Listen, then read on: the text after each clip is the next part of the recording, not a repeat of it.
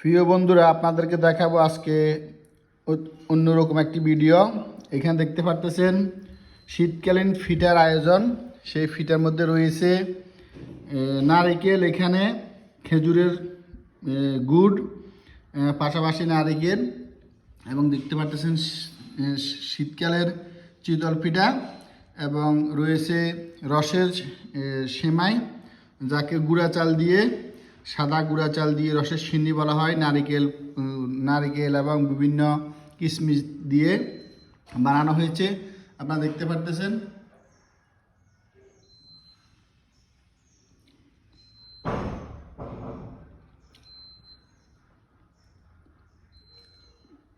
এগুলো হচ্ছে নারিকেল দিয়ে খেজুরের গুড় এবং খেজুরের রস এবং চিতল পিঠা, ডিম দিয়ে চিতল পিঠা, খুব টেস্টি, খুবই সুস্বাদু।